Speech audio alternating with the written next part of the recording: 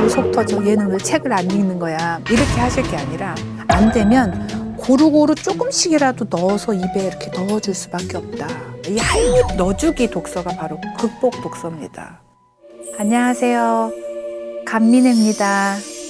저 나름 괜찮은 사람인데 제 독서 방법 한번 같이 따라봐 주시겠어요? 유쾌한 밤.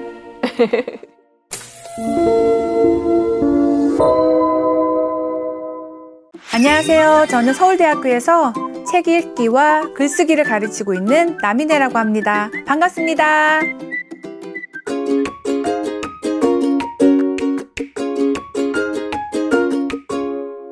나태주 시인님의 딸이세요. 네. 많은 분들이 이제 알고 계실 텐데요. 네. 아버님이 이제 시인이시자 교사하셨으니까 맞아요. 교육법이 좀 남다르시지 않았을까 싶은데 네. 어떠셨나요? 저희 아버지는 사실 저한테 교육은 거의 터치 안 하셨어요. 먹은 뭐 해라 그런 거 없으셨고요. 네. 책은 참 많이 사다 날라주셨어요. 그리고 책 읽는 법을 알려주신 건 아닌데 네. 몸소 본인이 본인 책을 열심히 읽으셨기 때문에 저는 그냥 그걸 옆에서 따라서 그냥 보고 했죠. 근데 보통 집에서 어머님들이 본인이 책을 좀 많이 보시는 분들은 네. 아이들도 조금 그거를 자연스럽게 느끼는 것 같아요.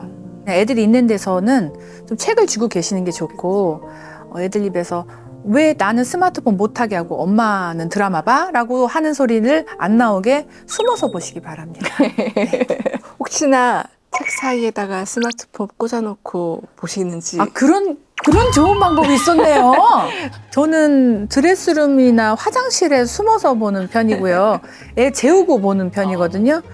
예, 엊그저께 특강 갔다 왔는데 어머님 물어보시더라고요. 어머, 교수님은 그래서 집에서 하나도 안 보시나요? 그렇게 얘기를 하시더라고요. 그래서 왜 안 봐요? 안 보면 어떻게 살으라고요? 저 봅니다.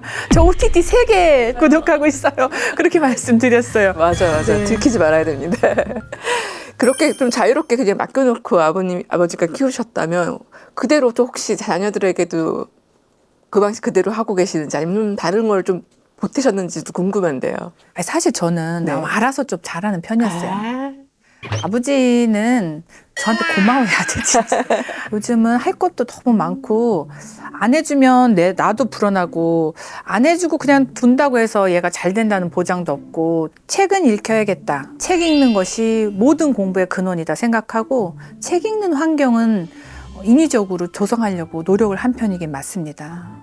아이들이 지금 매일 꾸준히 그러면 독서를 좀 하고 있는 거죠? 큰애는 고등학생이라서 매일 꾸준히는 못하고요. 초등학생 5학년인 둘째가 있는데 둘째는 정말 토요일, 일요일까지 매일 꾸준히 책 읽고 있습니다. 사실 이렇게 독서가 중요한지 알지만 우리가 뭐 쉽지 않다는 것도 또 알기도 하고요. 맞아요. 교수님이 생각하시는 독서란 무엇이다라는 정의를 한번 좀 내려주시면 또 좋을 것 같아요. 저는 독서는 삶을 사는 것뿐만 아니라 모든 이해의 근간이다. 우리가 사람도 이해해야 되죠. 세계도 이해해야 되죠. 신문 기사를 읽어도 그 뒤에 있는 어떤 맥락도 이해를 해야 되고 배경도 이해를 해야 되고 이런 읽기가 사실은 학창 시절에만 끝나는 게 아니고 직장 생활에서도 자기 인생 꾸려나가는 데도 계속 필요한데 그 읽기 능력을 갖추는 거야말로 저는 제일 중요한 능력이 아닌가. 이거는 우리가 축구를 잘하려면 말씀 많이 하시잖아요. 손흥민 선수 너무너무 훌륭하잖아요. 근데 그 아버님께서 기초적인 드리블 연습을 그렇게 많이 시키셨다고 했잖아요. 기본적인 거 가르쳐 주셨다고 했는데 저는 읽는 방법, 독서 방법 요거를 몸으로 체득하는 게 평생 가지고 가는 자기 기본 기초 체력을 갖추는 거라고 생각을 해요. 우리가 운동을 할 때도 코어 힘이 없으면 이걸 들다가 다치거든요. 인생의 코어 힘을 기르기 위한 독서. 저는 이렇게 정의를 하고 싶습니다. 멋있네요. 갑자기 생각한 건데 너무 멋있다. 너무 멋있다. 나는 이렇게 멋있는 말을 어떻게 했어요. 이런 말을 즉석에서 만들어내세요. 진짜. 이런 거 하는 이런 센스도 사실 책에서 진짜. 나온 거예요. 네. 책 읽어야 돼요. 어머님들 책 읽히셔야 돼요. 이거는 애들한테 나쁠 게 하나도 없는 거예요. 그러네요. 네. 고등학생 그리고 초등학교 5학년 이렇게 있으시잖아요. 이 개성이 다른 남매를 어떻게 독서를 시키고 계시는지도 말씀해 주시면 도움이 될 것 같아요. 사실은 독서 어떻게 하면 잘 시키나요? 라고 질문들을 많이 하시는데, 절대적으로 이게 공식이야 라고 하는 거는 딱 하나밖에 없어요. 본인이 좋아서 읽어야 돼요. 처음에 어렸을 때는 재미가 있어서 읽어야 되고, 나중에는 읽으면 이거 꿀인데, 나한테는 플러스 알파가 되는데, 여기서 뭘 찾을 수 있는데, 이득이 된다라고 하는 머리가 생겨야 돼요. 근데 그 이득이 된다는 머리가 초등 때는 안 생기죠. 그냥 재미로 접근을 해야 돼요. 기본적으로는 읽는 것 자체를 애가 고통스러워하지 않아야 되고, 아, 이거 재밌구나. 퐁당 빠지는 나이브하는 경험을 해줘야 되거든요. 안나 까레리나의 첫 문장 굉장히 유명합니다. 유명하죠. 아시죠? 네, 알죠. 행복한 집은 다 비슷비슷하게 행복하대요. 근데 불행한 집은 서로 다른 이유로 불행하다 이렇게 나오잖아요. 책을 잘 읽는 집은 비슷해요. 엄마 아빠가 책을 손에서 놓지 않는 거. 그런 건데 책을 우리 아이는 안 읽어요 라고 이제 조금 질문 상담을 하시는 어머님들 보면 조금씩 상황이 좀 달라요. 둘째인데 책을 어떻게 해서 안 읽는다. 5학년인데 책을 안 읽는다. 학원을 보내는데 책을 안 좋아한다. 학원을 안 보내는데 책을 좋아한다. 이런 식으로 조금씩 다르거든요. 그래서 그거는 요즘 말로 하면 케이스 바이 케이스가 너무너무 많으니까 내가 어머님들이 신경 쓰실 건 딱 하나예요. 아이가 흥미를 느낄 만한 책을 내가 재미나게 잘 접근할 수 있도록 인도를 좀 해주고 있는가. 그거 그리고 내가 아이한테 본을 보이고 있는가. 그거 두 가지만 생각하시면 되겠고요. 나머지 디테일한 그런 상황들은 그때마다 좀 응용력을 조금 적용을 할 수밖에 없을 것 같습니다. 두 아이 키우시면서도 성향이 다를 거니까 많이 달라요. 맞춤해서 좀 적용하고 있는 게 있으시다면 어떤 걸까요? 이거는 뭔가 공식화하기는 좀 어려운 얘기인데 첫째는 그래도 좀 책을 혼자 있는 시간이 있으니까 좀 읽는 것 같아요. 어렸을 때 자기 혼자 아이였으니까 주변에 이제 할머니도 계시고 아빠도 있고 엄마도 있고 그러니까 세 사람이 서로 다른 책 읽기를 좀 해줄 수가 있어요. 그래서 얘한테만 집중 포화가 됐거든요. 근데 둘째는 조용하게 혼자 책 읽는 시간을 확보하기가 좀 어려워요. 그렇죠. 누나는 항상 뭔가 신문물을 가져오거든요. 누나가 반짝반짝 뭔가 갖고 왔어. 막 이유식 먹다가도 뭔가 아는 거야. 저기가 재밌다. 그렇기 때문에 재미가 그쪽으로 가거든요. 그게 나쁘다는 얘기는 아니고 둘째는 또 둘째 나름으로 조용한 환경에서 엄마랑 같이 책 읽는 시간을 좀 확보해 주는 것이 필요하다 이런 생각이 듭니다. 그리고 남자아이 같은 경우는 가만히 좀 앉아 있는 거를 좀 힘들어하는 경우가 많거든요. 근데 그런 경우에는 막 아우 속 터져. 얘는 왜 책을 안 읽는 거야. 이렇게 하실 게 아니라 저는 이런 것도 해봤어요. 책 사이에다가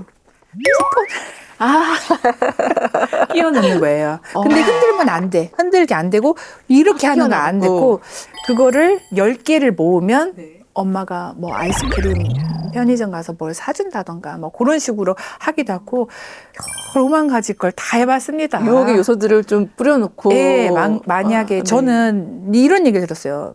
남학생들은 길을 갈 때도 똑바로 안 가요. 뿅뿅뿅뿅 뿅뿅뿅.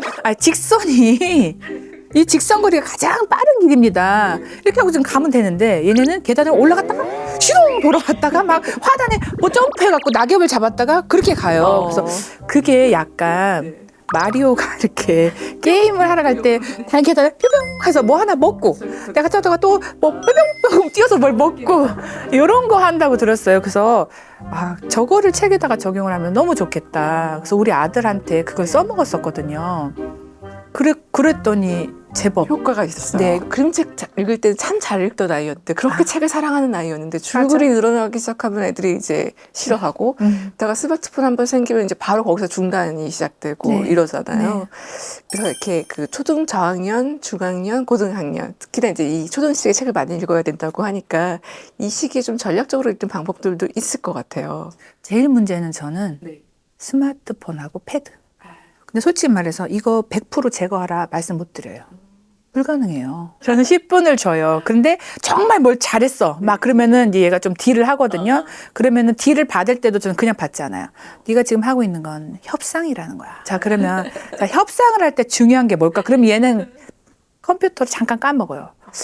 아, 찬이 너 지금 협상 들어왔네. 와, 이 녀석 많이 컸네. 그러면 그때부터 나 협상을 하는 거, 협상이 잘 모르는데 뭔가 지금 엄마가 뭔가 있어 보이게 해서 아, 대단한 협상가가 나타나셨군. 한번 누가 얘기나 한번 해보자. 그러면은 자, 적어서 주는 거예요. 자, 나는 이거, 너는 저거. 그래서 서로 패를 까자. 너 몇 분? 30분 원한대. 그럼 나 여기다 5분 써놓은 거지. 딱 하는 거예요. 자, 30분과 5분의 갭이 있어. 차이가 있어. 너는 지금 어느 지점을 원하려고 그래. 어떻게 갈까? 엄마를 어떻게 논 거를 한번 대봐. 이렇게 해서 어느 정도는 15분을 주기도 해요. 빈약한 독서량을 극복하게 해줄 그 극복 독서도 좀 책에 소개를 해주셨었는데요. 네, 이 극복 독서 어떻게 하는 건지 설명해 주시면 또 배워가시는 분들이 도움이 될 것 같아요. 필요한 분들만 선택을 하셨으면 좋겠는데요. 집중적으로 막 읽기 시작한 애들은 보통은 소설을 읽어요. 이야기책에 빠지게 됩니다. 그래서 처음 스텝은 이야기책인데 만약에 이 아이가 중학교 가기 직전까지도 그게 책의 재미를 모르게 된다면 중학교 갈 준비는 해야 되잖아요. 고등학교 생각해야 되잖아요. 그러면 사회, 정치, 경제, 문화 이렇게 깔려있는 비문학 같은 것을 단편적이지만 조금씩이라도 좋은 책을 골라서 읽혀주자. 많이 읽으면 좋지만 안 되면 고루고루 조금씩이라도 넣어서 입에 이렇게 넣어줄 수밖에 없다. 안 그러면 얘가 가다가 영양 부족으로 비틀비틀 할 텐데 아침에 애들 아침밥 먹이는 거랑 비슷한 원리예요. 탄단지 뭐 미네랄 다 좋은데 뭐 아예 안 먹으면 엄마는 조금씩이라도 뭉쳐서라도 입에 한 입 넣어주고 싶거든요. 이 한 입 넣어주기 독서가 바로 극복 독서입니다. 안 읽다고 해서 너무 내버려 두는 거 아니고 또 조금씩 이렇게 맛보기를 좀 넣어주는 거예요. 우리 또 마트에 가서 시식하다 보면 맛을 알 수도 있는 거잖아요. 네, 그런 거를 극복 독서라고 설명드릴 수 있어요. 그 사춘기 아이들은 사실 이제 중학생쯤 되니까요. 그때는 학교 공부가 너무 벅차서 이제 바빠갖고 할 수가 없다고 또 하잖아요, 독서를. 이 아이들은 어떻게 좀 독서를 시키면 될까요? 바쁜 아이하고 사춘기가 온 아이하고 달라요. 예. 사춘기가 온 아이는 안 바빠요. 안 바쁘고 바쁜 아이는 사춘기가 아직은 덜 왔어요. 조금 온 거예요. 그래서 명확히 두 가지로 나눠서 생각을 하셔야 될 것 같아요. 바쁜 아이는 읽히는 거를 엄마가 독려할 수 있어요. 본인이 공부를 좀 하겠다는 욕심이 있어서 이것도 하고 저것도 하고 하는 아이라면 그중에 엄마가 시간표를 아이랑 같이 짤 수 있다면 독서 넣어줘야죠. 수준에 맞는 독서, 청소년 소설 같은 거, 그다음에 청소년이 읽기 적절한 그런 비문학 설명해주는 책 같은 거 되게 잘 나와 있거든요. 철학 담론이라든지 사회 담론 다루는 책들을 적재적소에 엄마가 중3까지도 사실 가능하다면 그렇게 넣어주시는 게 필요하고, 문제는 이제 사춘기가 온 친구들이에요. 이 친구들은 바빠서 못 읽는 건 아니에요. 근데 이거는 슬픈 얘기예요. 힘든 얘기예요. 되게. 특강하면서 사춘기 어머님들 많이 힘드시죠? 이렇게 얘기를 했는데 어떤 어머님이 계속 우시는 거예요. 그래서 끝나고 나서 제가 핸드폰 번호 적어드렸어요. 왜냐면 나도 많이 울었거든요. 그래서 핸드폰 번호 적어드리면서 전화하세요 그랬는데 전화를 안 하시네 아직까지. 근데 그분 전화 주셨으면 좋겠어요. 어머니 저한테 전화 주세요. 손을 마주 잡고 우리는 같이 조금 울고 나서 솔루션을 같이 좀 찾았으면 좋겠어요. 아이들 그러면 어떻게 좀 잡고 해야 될까요? 그거는 약간 감기처럼 오는 거예요. 감기는 낫을 수 있어요. 그리고 그거는 왔다 가야 애가 자라는 거예요. 흔들리지 않고 자라는 그런 나무는 없는 거예요. 그래서 보통은 많이 들어보면 누워 있어요. 애가 계속 무기력증에 빠져서 잠을 자요. 키 크는 거 겸해서 자는 걸 수도 있어요. 많이 자야 큰다니까. 그래도 공부 잘할 수 있어요. 저 그렇게 놀다가도 공부했어요. 괜찮아요. 분명히 치고 올라가는 애들 있습니다. 고등학교 가면 뿅 하고 나타나요. 이렇게 잠룡들이 이렇게 빵 하고 나타나는 애들이 분명히 있거든요. 그 애들의 특징이 독서를 많이 했다는 거예요. 저는 그렇게 알고 있어요. 아무튼 이런 사춘기의 친구들은 제가 그 답을 알면 저 여기 안 있어요. 저 지금 뭐 전세기 타고 날아다녀야 돼요. 근데 사춘기 때는요, 어머니 제가 드리고 싶은 마음이 이거 하나예요. 기다리셔야 돼요. 그때 쫓아다니면서 말리고 뜯어 말리고 싸우고 좋은 소리 안 나오거든요. 근데 나는 속이 상해서 상처를 받고 마음이 아프고 걱정이 돼서 한 소리인데 애한테는 화내는 소리로 들려요. 잔소리고 귀찮은 소리로 들려요. 그럴 때는 아무 좋은 소리도 안 들릴 때예요. 좀 참으셔야 돼요. 저는 한 2년을 눈물로 어떡하지? 그렇게 어떡하지? 그런 시기가 오는데 제 말할 때 제일 많이 오셨던 게 어머님 사춘기 그 아이 돌아와요. 돌아옵니다. 그 얘기를 들었는데 어머님한테는 아직 믿기가 어려운. 근데 돌아옵니다라고 했더니 그때부터 막 눈물이 많이 흘리시더라고요. 그래서 너무 마음이 아팠어요. 왜냐면 저도 아니까 뭐 이해하시는 어머니 너무너무 많을 거예요. 진짜 사춘기 유형도 다양하게 애들이 이제 보여주니까 네. 다들 뭐 너무 어려웠들 하시는 것 같아요. 뭐 그때 어머님도 책 읽으시면 좋겠어요. 어머님의 책. 저는 그래서 스님들 책하고 인생 수업하고 그런 거. 인생이란 무엇이고 죽음이란 무엇인가. 약간 마음을 비우는 방법, 약간 이런 거. 자아를 찾는 방법. 이런 곁눈질을 하면서 조금 마음을 달랬어요. 이너 피스. 그쵸. 대치동에 사시니까요. 네. 그 폭풍이 요란하게 부는 곳이기 때문에 그 안에서 어떻게 중심을 잡고 계실지도 여쭤보고 싶은데요. 저는 학원 문자가 굉장히 많이 와요. 그 학원 문자들을 보면 처음에는 되게 쫓기는 마음이 들었어요. 특히 로드맵이라는 단어 때문에. 저도 특강할 때 로드맵이라는 단어 가끔 쓰긴 하는데 이 로드맵이라는 단어가 사람을 약간 뒤에서 미는 느낌이 들어요. 그러니까 로드맵이라는 단어가 뒤에서 나를 밀면 나 안 밀려가려고 뒤에서 딱 버티는 힘이 필요한 것 같아요. 누가 민다고 해서 밀려가진 않겠다라는 게 제 신조고요. 저는 우리 아이의 성취가, 사회적인 성취가 나 인생에 대한 판가름, 나의 상장이라고 생각을 안 하려고 엄청 노력합니다. 안 하기가 쉽지 않은 게 대한민국 엄마의 삶이더라고요. 솔직히 말하면 저 안에 속물 없어요? 있어요. 근데 그걸 속물로 욕하시면 안 될 것 같아. 누가 물어보겠죠. 나 선생, 대학 어디 갔어? 이렇게 당연히 명문대 갔겠지? 막 이렇게 물어본 거. 그러면 나는 그 사람 안 보면 돼요. 다시 안 만나면 되죠. 그리고 내 아이의 행복이 대학의 타이틀로 고정된다라고 하면 이 아이는 불행해질 가능성이 좀 높아지는 것 같아요. 거기에 목숨을 걸어야 되는데 그럼 그 실패할 확률이 언제든 있는 거잖아요. 그러면 얘는 어디로 가야 돼요? 항상 돌아와야 될 엄마마저 그러면 아니라고 생각해요. 물론 가면 좋죠.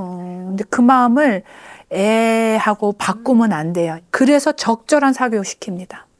적절한 사교육. 사교육 저는 안 한다 주의 아니에요. 대신 저는 똑똑한 엄마라면 학원의 충성도가 높으면 안 된다라고 생각해요. 그 학원이 우리의 책임져 주지 않아요. 내 아이 독서교육, 사교육으로 늘 좀 이렇게 고민이 많으신 부모님들에게 한 말씀, 응원의 말씀이어도 좋고 당부의 말씀이어도 좋을 것 같아요. 엄마는 다리가 길고요. 애는 다리가 엄마보다는 짧죠. 엄마가 한 걸음 뛰었다고 생각하는데 애한테는 그게 두 걸음일 수도 있어요. 엄마는 숨이 안 차는데 애는 숨이 찰 수도 있어요. 그러니까 엄마가 너무 빨리 가는 건 아닌지 항상 옆에 아이 손을 잡고 있는지 좀 체크를 하시고요. 애가 저만치 뒤에 따라온다고 해서 보인다고 해서 빨리 와! 막 따라와! 너도 가야 돼! 이렇게는 안 하셨으면 좋겠어요. 나쁜 엄마 아니고요. 엄마가 애를 너무 많이 사랑해서 그래요. 사랑하면 걱정이 되는 거거든요. 그리고 우리는 목표가 있잖아요. 얘를 지켜줘야 되잖아요. 얘를 잘 키워줘야 되잖아요. 그래서 엄마가 앞만 보지 마시고 서로 좀 마주 보셨으면 좋겠어요. 네, 독서를 하면서 같은 페이지를 보시다가 서로 마주 보면서 방긋 웃고 그런 시간을 가지시면 공부, 독서 끝까지 같이 가실 수 있을 거라고 생각해요. 오늘도 힘들지만 날마다 조금씩 화이팅! 정신 차려! 레벨이 문제가 아니야. 레벨은 짧고 클래스는 영원하다. 아이는 영원한 거예요.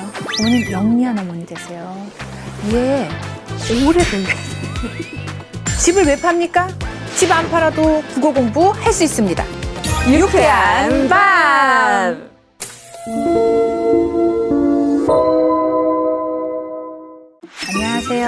서울대학교에서 학생들의 독서와 글쓰기 가르치고 있는 남인혜입니다. 반갑습니다.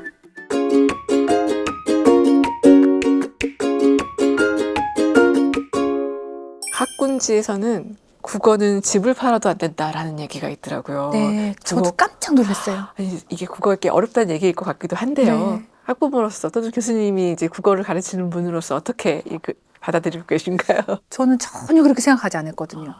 우선 저는 팔집이었고요. 그 다음에 국어는 집 팔아도 안 된다. 그러면 수학은요? 영어는요? 뭐 집을 팔으면 될까요? 그 얘기인즉슨 국어는 아주 오래 걸린다라는 걸 모두가 알고 있다는 얘기예요. 어머니 집 팔지 마시고요. 그 집은 잘 갖고 계시다가 노후에 어머니 자산으로 활용하시고요. 국어는 집 안 팔아도 됩니다. 지금부터 조금씩 꾸준히만 하면 됩니다. 그러니까 같이 했으면 좋겠습니다. 나태주 시인님 얘기를 좀 해보고 싶어요. 네. 왜냐하면 우리 글도 써서 누구한테 들려주면서 이제 피드백을 받아야 되는 것들이 있으니까요. 제일 1 독자로도 삼으셨을 것 같기도 하고 그러는데요. 어떤가요? 아버님이 좀 그렇게 해주셨을까요? 저희 아버지는 투머치 토커세요. 제가 말 많은 거 느껴지세요? 리틀빗? 또 제가 말을 많이 하는 편인데 저희 아버지 유전이에요. 제가 유전을 2개를 받았는데 눈물하고 말하고 2개가 유전이에요. 보고 배웠는지 이 DNA에 새겨져 있는지는 모르겠어요. 우리 아버지는 자동차가 없거든요. 내 평생 소원이 아버지가 운전하는 옆자리에 앉아보는 거. 그렇게 학교 오거나 어디 가는 애들이 그렇게 부러웠어요. 맨날 자전거 타고 다니시니까. 자전거. 그 뒤에 싣고 다녔었는데 내가 몸무게가 좀 나가기 시작하니까 안 떼어주죠. 내리라고. 우리 아버지 좀 체구가 작으시거든요. 그래갖고 이제 나를 안 태워주시는 거예요. 그리고 본인이 나 태워주잖아요. 맨날 이런 본인 설명을 할 때 나 좀 태워주세요. 그래서 나 태워주거든요. 그러니까 아버지는 자전거 타고 휙 가버리고 막 그러는데 대학에 오면서 이제 아버지를 안 보고 안 내려갔거든요. 방학 때만 잠깐 내려가고 주말에 안 내려가서 이제 서울에서 있는데 그럼 전화를 해요. 아, 노을이야. 하늘을 봐라. 막 그래요. 그래서 그 하늘이 여기도 보인다. 막 이래. 얼굴이 추울 것 같아요. 그러면 예, 아버지 보여요. 보인다. 아버지 끊자. 그러면은 자, 시를 읽는 거야. 갑자기 시 읽을 때도 안 해. 그냥 지금 보는 이 하늘을 막 이런 거 해요. 그러기 때문에 시에 대해서는 저는 시 공부는 따로 안 한 것 같아요. 뭐 늘상 이렇게 자꾸 중간쯤 훅 들어오시니까. 안 했으면 좋겠어.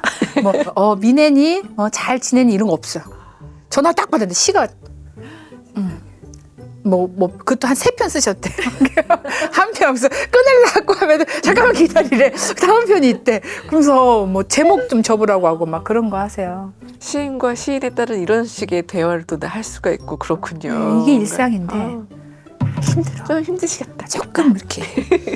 아버지 사랑해요. 아이들한테 이 책을 읽힐 때요. 네. 옛날에 우리 뭐 꼭 읽어야 되는 책들이 있었어요. 뭐 네. 효녀 심청부터 시작해서 쭈르륵 읽던 것들이 있는데 네. 요즘 그런 것들을 약간 등한시한다고 해요. 권선징악 이런 것들이 이게 이 시대에 맞아? 막 약간 이렇게 또 생각하신다는데 우리가 이 책들 그냥 이렇게 스킵해도 되는 건지 여쭤보고 싶은데요. 고전 명작에 대해서는 별로 의심의 여지 없이 이거는 읽어야 되는 텍스트로 생각을 하는 저는 그런 환경에서 공부를 해왔는데 요즘에 그런 분위기가 있다고 하더라고요. 근데 아니에요. 어머니 고전 명작 심청전, 홍길동전, 전우치전, 그리고 옛날 이야기, 아기장수 이야기, 뭐 그런 전래 동화, 그다음에 그 외에 그 뒤돌아보았더니 돌이 된 그런 며느리 바위 이야기, 이런 전래 전설 같은 거 아셔야 돼요. 어머님이 아시는 거 아이들도 아는 게 좋아요. 자, 이렇게 설명을 할게요. 4달러. 이거 어떻게 생각하세요? 4달러. 4달러. 4달러, 4달러, 4달러. 4달러. 이거 애들 밈으로 알고 있어요. 요즘 애들은 예를 들어 누가 기침을 하였는가? 누가 기침 소리를 내었는가 말이야. 이거 애들 밈으로 알고 있어요. 그런데 이 원본은요. 미군하고 역사적인 한 대한민국 인물하고 드라마에서 1달러 주겠네. 아닙니다. 2달러 주겠네. 안 됩니다. 3달러 주겠네. 그럼 얼마를 원하나? 4달러 해갖고서 했던 그 드라마가 원본인데 애들이 그 드라마 안 봅니다. 옛날 거라서. 그리고 이제 궁예가 누가 기침을 하였는가 그분이 이렇게 금색 옷을 입고 뭐 이렇게 하는 그 드라마도 애들이 안 보지만 밈은 알고 있죠. 예를 들어 우리가 권선징악을 아이들한테 심어줄까 봐 걱정이 되는 건 그건 기우예요. 애들도 그 정도는 압니다. 자, 근데 요런 이야기가 기반이 돼서 거기서 파생되는 문학, 이거를 변용시킨 이야기가 나올 수 있어요. 예를 들어 옛날에 무슨 도령 이야기, 그 효자가 엄마 도와준 이야기 그런 거, 그리고 무슨 썩은 동아줄 이런 표현 같은 것도 해와 달이 된 온누이를 이해를 해야 훨씬 더 생생하게 잘 들어오거든요. 그렇기 때문에 옛날 이야기 읽는 것은 정말 좋은 거예요. 이걸 비유를 하자면 소금인데 히말라야 핑크 소금 같은 거예요. 좀 특별한 소금. 이거를 고혈압을 걱정해서 안 먹는다? 이건 보다는 우선 먹을 필요도 있다. 이게 변용이 돼서 현대 문학 작품으로 많이 흘러온다. 아시면 힘이 된다라고 말씀드리고 싶습니다. 학년별, 세대별로 좀 읽어야 되는 고전 독서들이 좀 있을 것 같기도 한데요. 어떤 것들을 좀 중점적으로 단계별로 읽으면 좋을지 혹시 짚어주실 수 있을까요? 고전이라고 하는 것은 사실은 범위가 어마어마하게 넓어요. 고전은요, 1990년대 읽을 때하고 2000년대 읽을 때하고 지금 읽을 때하고 느껴지는 의미가 다른 것을 고전이라고 얘기를 해요. 그렇기 때문에 신생 고전이 있을 수도 있고 아주 오래된 몇백 년 된 고전이 있을 수도 있고 그렇거든요. 그런데 고전을 읽을 때 조심해야 될 거는 텍스트가 지나치게 어렵지 않으냐. 그거 조심을 하시면 되고요. 예를 들어 내가 아주 유명한 옛날 고전 명작을 조금 애들한테 익히고 싶어. 근데 이게 지금 수준이 안 될 것 같아. 그러면 어린이용으로 변환된 거를 읽히셔도 괜찮습니다. 먼저 맛보고 나중에 원전 읽는 걸로 넘어가도 괜찮습니다. 저희 아이가 삼국지를 읽고 있는데요. 네. 그 애들은 다 이 제목을 들어봤대요. 읽은 애는 없어요. 그래서 애가 어깨가 이렇게 뿜뿜 우쭐우쭐 해갖고 엄마 삼국지 나 더 읽을래 이러면서 모르는 단어가 숱하게 나오는데도 좀 읽으려고 하거든요. 이런 책 읽어도 좋죠. 삼국지가 좋은 이유는 그 안에서 파생되는 예를 들어 도원결의 같은 거 이런 말들을 알아볼 수가 있어요. 도원을 애들이 어떻게 알아요? 이 도원결의를 알면 몽유도원도가 나왔을 때 풍경은 이제 조선이라기보다는 조금 중국 화풍을 좀 담긴 했어요. 근데 도원이라는 말 애들이 잘 모르거든요. 도원이 나중에 유토피아로 건너갑니다. 도원은 사실은 이상세계거든요. 복숭아 꽃이 흩날리는 거기서 바둑을 두고 왔는데 나중에 가보니까 찾을 수가 없어. 이 천국 유토피아는 어디도 없다는 거거든요. 서양에선 유토피아라고 하고 동양에서는 도원이라고 하는 거예요. 빨간색 하면 어떤 심상이 떠오르세요? 빨간색이라고 하면 열정, 태양이면 생명 그런 거잖아요. 물이라고 하는 건 달에 어울려요? 태양에 어울려요? 달에 어울리죠. 그쵸. 그런 거죠. 네. 이런 이미지 우리는 알잖아. 이런 감각적인 그쵸, 거. 그쵸. 설명 안 하지만 대충 맞아요, 이해가 되잖아요. 맞아요. 애들 그거 필요해요. 연결이 될 수 있거든요. 그 조합이 처음에는 힘이에요. 어렸을 때는. 점점 구체화되는 거예요. 그 다음에 애들 체스 배우게 하는 거 왜 배우는지 아세요? 체스는 머리를 쓰는 거잖아요. 그렇죠. 바둑도 머리를 쓰는 거거든요. 바둑은 이 판 위에서 일어나는 전쟁이에요. 체스도 전쟁이죠. 여왕을 살리기 위해서는 방어해야 되고 얘를 버릴 수도 있는 거예요. 우선순위가 생기고요. 전략이 생겨요. 그걸 정말 많이 보여주는 게 삼국지거든요. 애들 다 이해 못해도 괜찮아요. 이렇게 오해하시면 안 되지. 삼국지를 많이 읽었더니 서울대를 간다. 이렇게 이해하실 건 아닌데요. 삼국지가 그만큼 사실은 고퀄이었어요.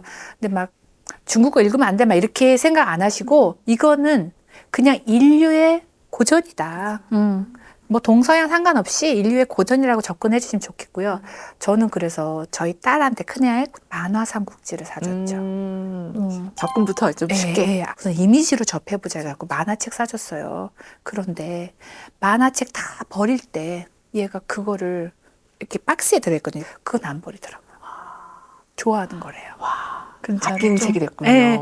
거기서 모티브에서 파생된 이야기들이 지금까지 흘러오는 게 알게 모르게 있기 때문에 원류입니다, 원류. 삼국지를 읽으니까 진짜 아이랑 나눌 얘기가 많아지더라고요. 네. 또 단어에 대해서 뜻풀이를 좀 해줘야 되고, 그 다음에 뭐 무기가 나오니까 무기에 대한 이미지를 찾아보면서 또 그거에 대해서 전략 전쟁이 무엇인지 얘기하고 얘기거리가 많은 책이구나 싶었거든요.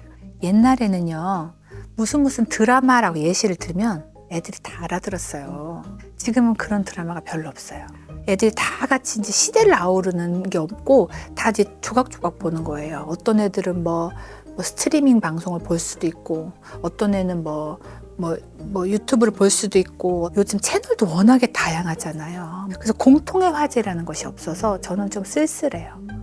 그런데 자녀하고 우리는 근데 소규모 가정이잖아요. 근데 여기에도 이렇게 적은 숫자가 모였는데도 공통의 화제가 없는 거예요. 애들한테 엄마 오늘 소세지 열심히 볶았는데 맛있지? 이거 갖고는 오래 반응이 안 나오는 거예요. 그렇기 때문에 같이 나도 읽었는데 너도 읽은 거. 그런 게 있기 때문에 사실 이야기가 더 진행이 될 수 있거든요.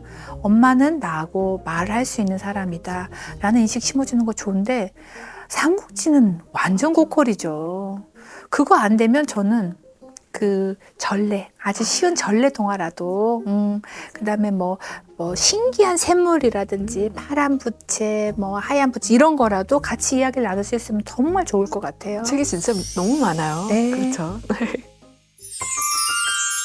초등 3학년 이후로 한자 공부도 좀 중요해지는 것 같아요. 한자 공부는 좀 어떻게 도움을 주면 좋을까요? 저는 한자 공부는 꼭 시켜야 된다라고 생각을 하거든요. 저희 딸애 같은 경우는 제가 직접 가르치고 하다가 좀 힘들어서 학습지 선생님을 모셨고, 그다음에 또 바빠지면서 또 못하게 되고 본인이 안 한다고 해서 또 제가 또 직접 하다가 싸워갖고 이제 한자 공부를 안 했는데, 둘째는 그래서 처음부터 제가 접근 안 하고 그냥 학습지 선생님 모셔서 3학년부터 하고 있어요. 아이가 이제 한자에 대한 감각을 좀 느끼게끔 규칙적으로 지속적으로 하는 거에 목표를 두고 있거든요. 그런데 어떤 어머님을 한번 만났는데 유치원생을 키우시는데 8급 한자를 벌써 시키시려고 하시더라고요. 그래서 말리고 싶어요. 미취학 아등은 한글이 먼저예요. 1학년, 2학년까지도 한글이 무조건 먼저죠. 기본을 놓치시면 안 돼요. 기본 없이 그 위에 얹으면 다 무너지니까요. 그래서 한글을 2학년까지는 맞춤법, 예쁘게 글씨 쓰고 받아쓰기도 잘한다 라고 하면 한자 들어가시는 거예요. 한자는 오래 할 거기 때문에 그렇게 빨리 조급하게 하실 필요가 전혀 없어요. 8급 급수 한자 네. 다 읽으셔 본 적 있어요? 아니요. 8급이 제일 기초잖아요. 의외로 어려운 것도 섞여 있어요. 근데 그거를 네가 모른다고 해서 애를 닥달한다? 전혀 그러실 필요가 없어요. 그중에 반이라도 복음을 할 줄 알면 정말 잘했다 생각을 하셔야 돼요. 반복할 거거든요. 그리고 이거는 일종의 암기도 들어가거든요. 근데 암기는요, 3번 까먹어야 정성이에요. 3번 정도 들어가야 내 거 되는 거거든요.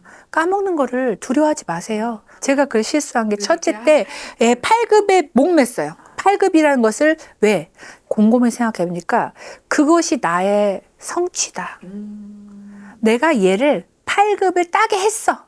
라는 걸 내가 넣고 싶었던 거예요. 이건 과장님 마음이죠. 엄마 마음 아니잖아요. 그래서 제가 사실 엄마가 작은 중소기업을 경영하는 느낌이 좀 들어요. 재정이사도 맡았지, 스케줄도 해야지, 그러면은 이거 업무이사도 맡은 거지, 그다음 총체적으로 멘탈 관리도 해야지, 제일 중요한 거 체력 관리 해야지, 가끔 워크숍도 열어야 돼. 어디 가자, 여행 가서 워크숍, 준비도 해야지, 회식 장소 섭외해야지, 메뉴 골라야지, 의전해야지, 먹니, 안 먹니, 이거 먹어라, 더 먹어라 해줘야 돼. 여기는요, 정말 1인 CEO인데 정말 중소기업을 내가 다 하는 거야. 10년, 20년 계획까지 내가 혼자 헤드까지, 기획식까지 다 해요. 아빠 도와줘야 돼요. 엄마 힘들어요. 우리 무슨 얘기하다 여기까지 왔지? 한자 얘기하다가 한자. 우리가 근데 뭐 실적 쌓아서 뭐 이렇게 뭐 금상 뭐 3년 연속 수상 이런 거 목매는 그런 CEO는 되지 말자 이런 거예요. 8급 그거 쌓아서 급수했다고 해서 그게 오래 가는 무슨 대단한 자격증 안 됩니다. 네. 그래서 시험 보고 등록하고 굳이 안 가셔도 아이가 한자를 갖고 좀 즐기는 것 같아. 노는 것 같아. 그거 정말 중요한 거예요. 그렇죠. 그냥 가볍게 접근하면서 계속 쭉 갈 수 있는 거. 왜냐면 오래 시켜야 되거든요. 어머님 영리한 어머니 되세요. 얘 오래 돌려야 돼. 고등학생들이 입시를 이제 목전에 두고 있으면 독서 하고 싶어도 잘 못하는 경우가 많아서 네. 독해로 집중하는 경우가 있더라고요. 독해 대비, 국어 대비 입시를 앞두고 있을 때 어떻게 해야 될까요? 입시에 지금 들어가서 문제풀이 프랙티스를 하느라고 정신 없을 텐데 거기에 들어가지 않았거나 직전이거나 아니면 아직 여력이 좀 있다라고 하면 좋은 지시문이 담겨 있는 텍스트를 찾는 것이 중요해요. 예를 들어 문제집에 비유를 할 수도 있어요. 근데 우선은 저는 문제집을 두 가지 용도로 활용을 하는데 하나는 문제풀이 스킬을 마스터하는 풀이용 문제집. 그리고 그런 걸 들어가기 전에는 문제집을 사서 문제풀이는 안 시켰어요. 찢었어요. 찢어서 낱장을 만들어서 문단이 이렇게 칼같이 나눠져 있잖아요. 5문단 정도 나옵니다. 길게는 8문단까지 나와요. 이 문단을 요약을 하는 거예요. 특히 분야별로 나눠 있거든. 예술 지문이면 예술 지문, 미술 지문이면 미술 지문, 뭐 음악 관련 지문이면 음악 관련 지문, 과학 지문, 과학 지문 이렇게 나눠져 있거든요. 그거를 독해를 해야 된다라고 하면 우선은 문제 푸는 스킬도 필요하지만 정해진 시간 안에 기본적인 무슨 말하는지 정보를 캐치하는 능력이 기본 베이스예요. 그러면 요약하는 것만큼 좋은 게 없어요. 단락별로 요약하는 훈련을 아주 짧게 시킬 수 있습니다. 이거 해보면 15분밖에 안 걸려요. 제가 우리 딸내미 시켜놓고 타이머 쳐봤는데 사실은 15분도 안 걸려요. 중요한 거 밑줄 치는 것부터. 한 문장씩만 밑줄을 쳐. 한 문단에 딱 한 문장. 그거부터 시작을 하면 너무 좋은 거죠. 규칙적으로 하느냐 안 하느냐가 문제예요. 그리고 더 큰 문제는 애가 따라와 주냐. 이거는 장담을 못하대. 장담 못해. 특히 독해 문제집은 애가 읽을 수 있는지 엄마가 파악을 하셔서 접근을 해주셔야지 중학생이면 중학교 뭐를 읽어야지 그 다음에 이거 읽었으면 다음 문제로 넘어가야지 이건 아니에요. 출판사 의외로 많고요. 읽을 수 있는 지문 많고요. 그러니까 그 레벨에 목매지 마세요. 저도 목매요. 레벨 잘 나온다면 기뻐요. 내가 막 정말 고생한 거 보상을 확 받는 그날은 막 뭐 사고 싶어 뭐 근데 그거 하지 말아야 돼요. 그래서 계속 저도 이 방송 제가 한 말을 리플레이 하면서 미네야 너 그렇게 얘기했잖아. 레벨에 목매지 않는다고. 네 입으로 얘기했으니까 정신 차려 할 테니까 어머니들도 이 구간만 따서 정신 차려 이렇게 레벨이 문제가 아니야. 레벨은 짧고 클래스는 영원하다. 이해하셔야 돼요, 어머님. 아이는 영원한 거예요. 네. 요즘 논서술이 이제 중요해진다는 얘기들은 들었으니까 다양한 논술학원을 고르려고들 많이 고민하세요. 논술학원을 어떻게 선택하고 보내야 될까요? 많은 걸 쓰는 게 중요한 게 아니에요, 초등 때는. 초등 때는 비문 안 쓰는 게 어디예요? 문단을 뚝딱 생성해내고 전체적으로 조리 있는 글 한 편을 내는 거 엄청 어려워요. 대학생도 어려워요. 그거를 바르시고 그 아웃풋을 눈으로 확인해야 아 내가 낸 학원비가 아깝지 않다. 이 생각은 안 하셨으면 좋겠어요. 읽기를 하는 것은 작심삼일이 되니까 우리한테 루틴을 심어주고 아이가 자기가 이걸 해야지라는 생각이 들게끔 하려고 보내는 거예요. 읽기를 하려고 보내는 거예요. 그다음에 자기 말을 하는 게 중요하기 때문에 보내는 거예요. 저는요. 첫째에는 워낙에 수줍을 많이 탔어요. 얼마나 말을 안 하냐면 문방구에 가서 들어 눕는 애 있죠. 사달라고. 너무 부러웠어요.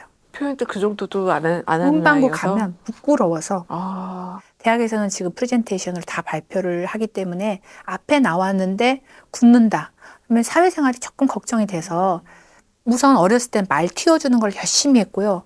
중학교 들어가기 직전에 스피치를 제가 찍고 말해보라고 하고 찍고 말해보라고 하고 그래서 조금씩 관중을 막 아빠 앉혀놓고 할머니 더 앉혀놓고 찍고 보여주고 좀 했어요. 밖에서 말을 하도록. 그리고 초등학교 동아리에서 동아리 발표회 PPT를 하더라고요. 그 발표회를 열심히 본인이 준비하게끔 학원도 좀 치워주고 좀 했어요.